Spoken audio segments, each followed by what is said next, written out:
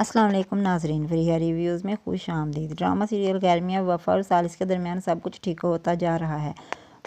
وفا بہت خوش ہے۔ تہذیب بیگم کی برتھ ڈے ہے تو ثالث اور وفا گفٹ لینے جاتی ہیں اور وفا کو بھی ثالث گفٹ لے کر دیتا ہے کہ تم امی کے ساتھ میری صلح کروا دینا۔ ثالث اپنی والدہ سے معافی مانگتا ہے کہ میں بہت شرمندہ ہوں اور بتا دیتا ہے کہ تحریم نے جو کچھ وفا سے کہا ہے وہ اپنی مرضی سے کہا ہے، اس میں میرا کوئی قصور نہیں۔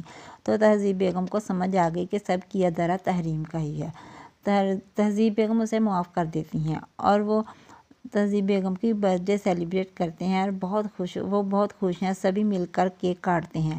ادھر شفا کے والدین اس کا رشتہ اچھی جگہ کرنا چاہتے ہیں تو شفا اپنی ماں پر ہی چلانے لگی تو فرجاد اسے ڈانٹتا ہے کہ تم امی کے ساتھ کس لہجے میں بات کر رہی ہو، اور وہ شادی سے انکار کر دیتی ہے کہ میں شادی نہیں کرنا چاہتی، وہ تو ثالث کی یاد میں ہی ساری عمر گزارنا چاہتی ہے، بالکل تحریم کی طرح۔ تحریم جب ثالث کے گھر گئی تو وہ لنچ پر جا رہے تھے۔ وہ آ کر شفا کو بھڑکاتی ہے کہ ثالث اپنی فیملی کو لنچ پہ لے کر جا رہا ہے۔ وہ گھر آ کر شفا کو اکساتی ہے کہ تم بے بس ہو چکی ہو، وہ تماشا دیکھنا چاہتی ہے۔ شفا بھی یہ سب کچھ برداشت نہ کر سکی اور وہ گولیاں کھا لیتی ہے۔ جب فرجاد صبح اسے ناشتے کے لیے اٹھانے آیا تو اس نے دیکھا وہ بے ہوش پڑی تھی اور اس نے چلا کر سارا گھر اکٹھا کر لیا۔ اسے ہاسپٹل لے کر جاتا ہے تو سبھی گھر والے بہت پریشان ہیں۔ شفا کی والدہ تو بہت روتی ہیں کہ شفا ایسا کیسے کر سکتی ہے، مجھے کچھ سمجھ کیوں نہیں آتی۔ تحریم تو فرجاد کو ہی باتیں سناتی ہے کہ تم نے شفا کو اس حال تک پہنچایا ہے، یہ سب کیا دھرا تمہارا ہی ہے۔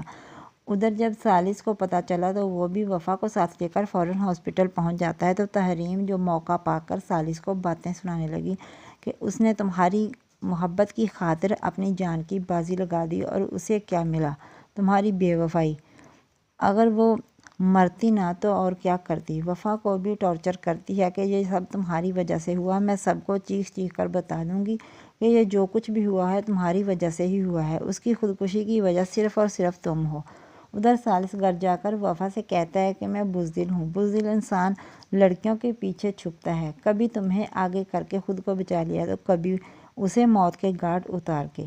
میں محبت میں وفا نہ کر سکا، اگر وفا سے شادی کی تو اسے نبھا نہ سکا۔